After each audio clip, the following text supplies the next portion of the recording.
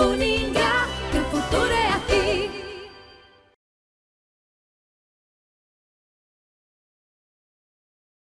Olá, alunos! Estamos de volta. Essa é a nossa terceira aula da primeira unidade, onde retornamos falando a respeito da atividade empresarial. Então, trouxe aqui para vocês aqueles indivíduos que são impedidos para o exercício da atividade empresarial, seja por uma questão de interesse público ou por uma punição do Estado, ou até mesmo por uma incapacidade, seja relativa, ou superveniente da parte. Nós temos aí então o código falando que para ser considerado empresário e para exercer a atividade empresarial, o indivíduo ele precisa ter capacidade civil e pleno gozo das suas atividades. Também não pode ter nenhum impedimento legal que o impeça esse exercício. O que seria um impedimento? Vejam, militares, em regra, não podem ser empresários individuais, tá?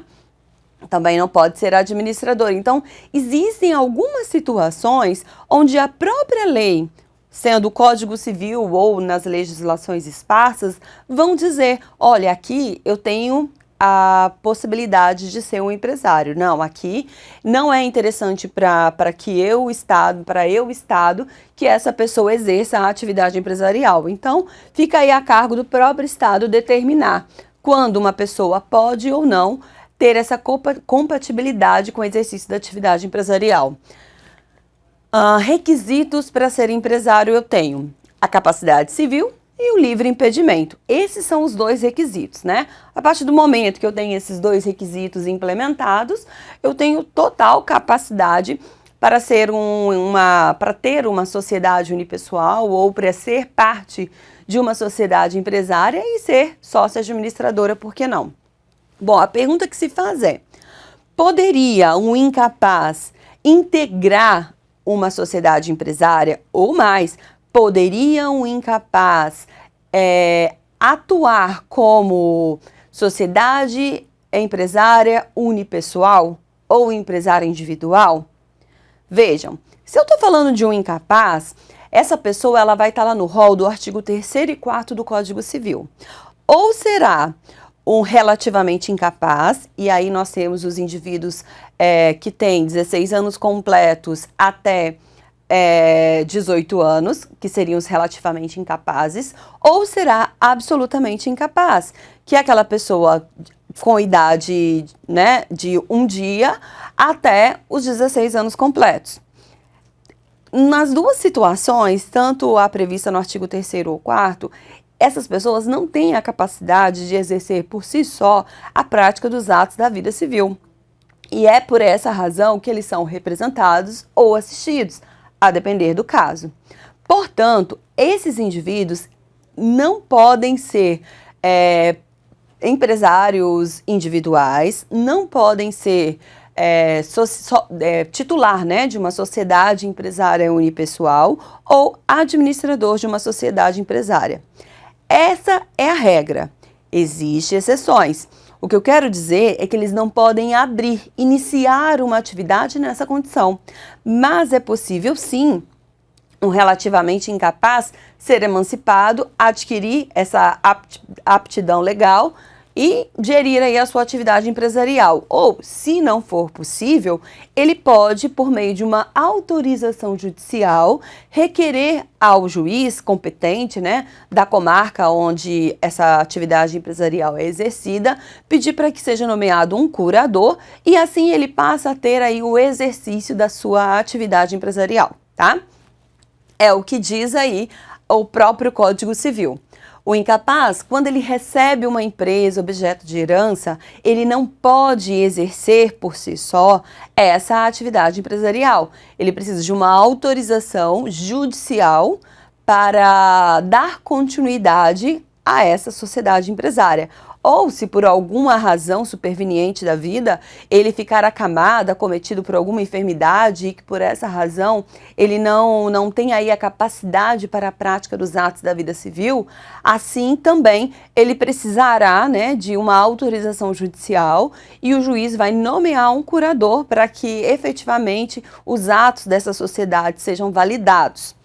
Então, primeira coisa, eu tive, por meio de uma incapacidade superveniente aí, o impedimento para o exercício da minha atividade empresarial, ou eu recebi de herança e sou relativamente incapaz ou sou absolutamente incapaz. Primeira coisa que tem que se fazer é procurar um advogado, requerer em juízo um curador.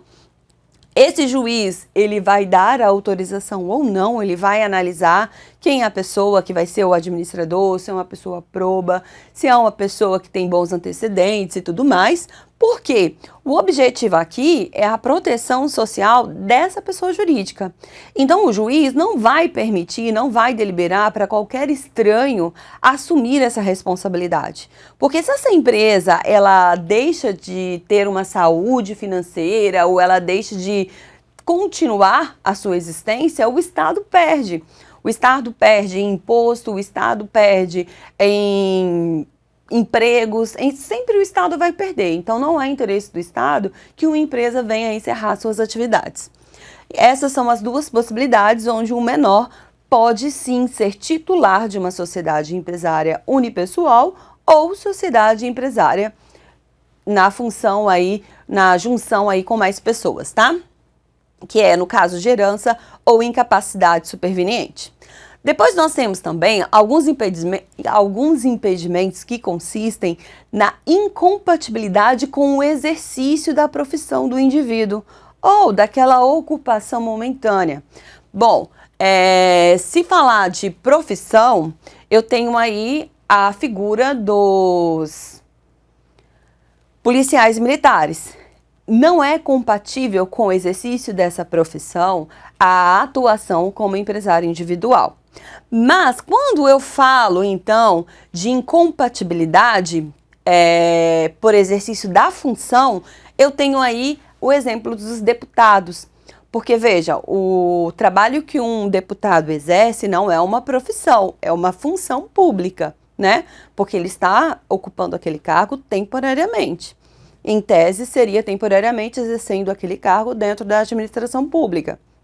E não é de interesse do Estado que esse indivíduo ele seja um empresário individual, um empresário na modalidade unipessoal ou administrador de uma sociedade empresária que mantenha relações comerciais com o próprio Estado, justamente para impedir a facilitação em contratos ou facilitação em alguma das suas relações, tá? Outro exemplo de incompatibilidade por falta de interesse público são aquelas empresas, né, que são facultativas, que são privativas, perdão, a brasileiros natos ou naturalizados há 10 anos, que são empresas de radiodifusão, de TV aberta. Por quê? Entende-se que a mídia ela tem o poder de mudar pensamento, de firmar convicções. Então, não é interesse do Estado que países estrangeiros tenham esse poder dentro do Brasil.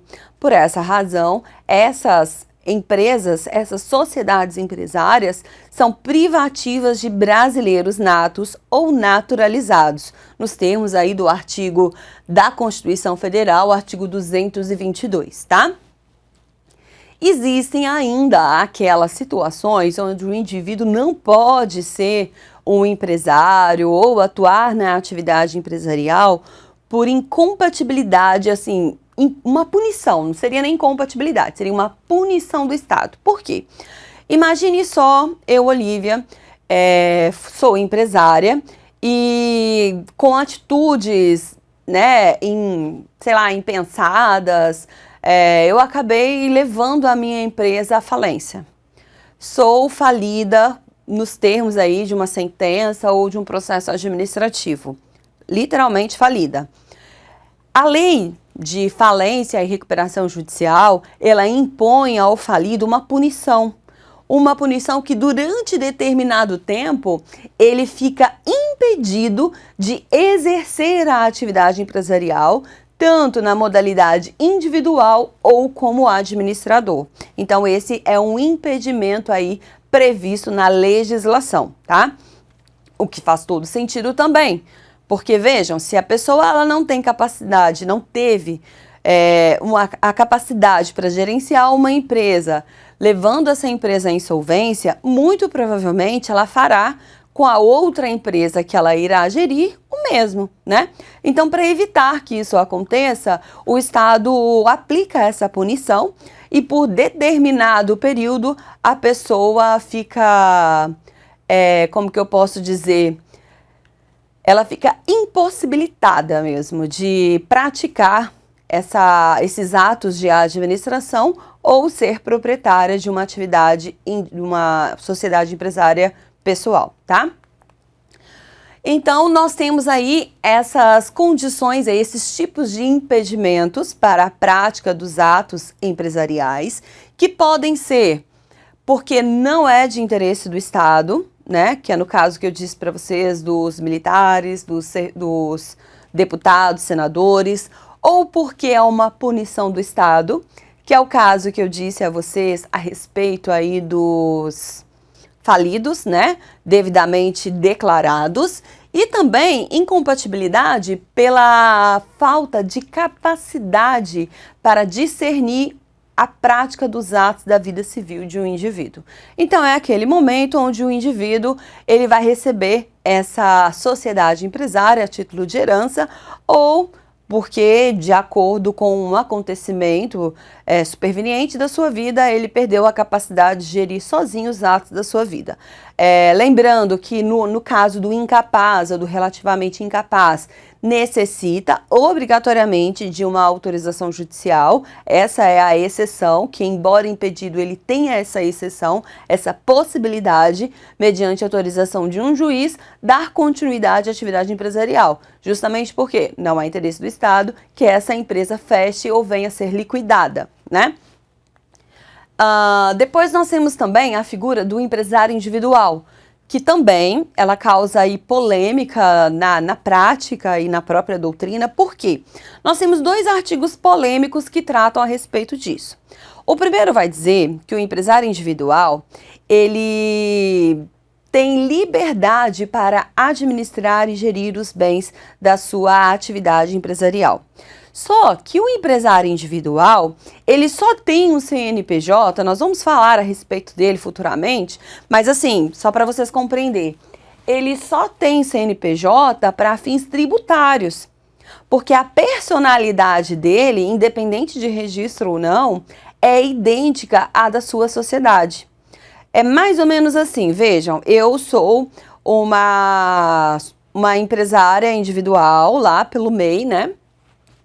O meu patrimônio pessoal é o mesmo patrimônio da atividade empresarial que eu desenvolvo.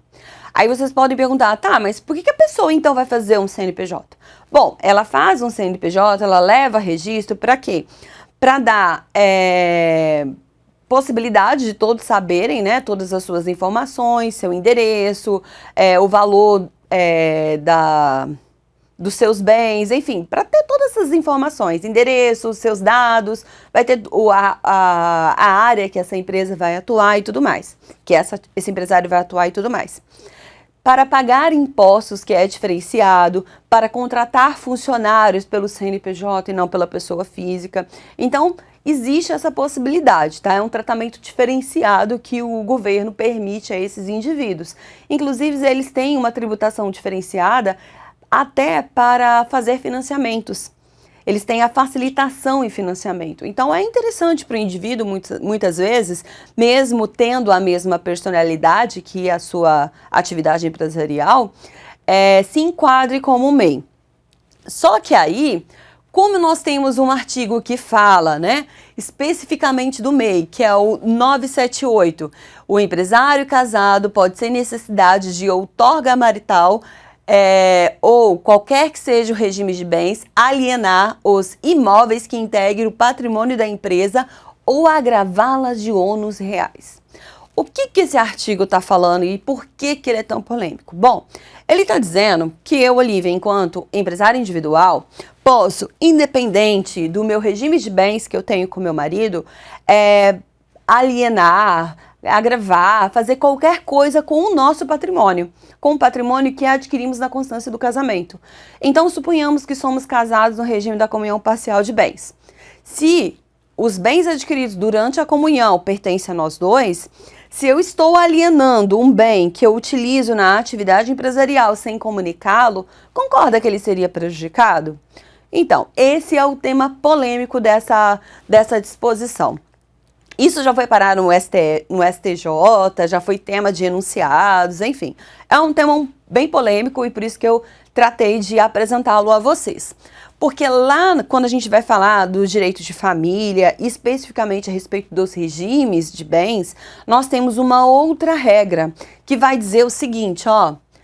Ressalvado o disposto em lei, né? Nenhum dos cônjuges pode, sem autorização do outro, exceto no regime da separação absoluta de bens. Por quê? Nesse regime, independente se eu adquiri antes ou depois do casamento, nada do que eu tenho vai vincular com o meu cônjuge, tá? Nunca vai vincular.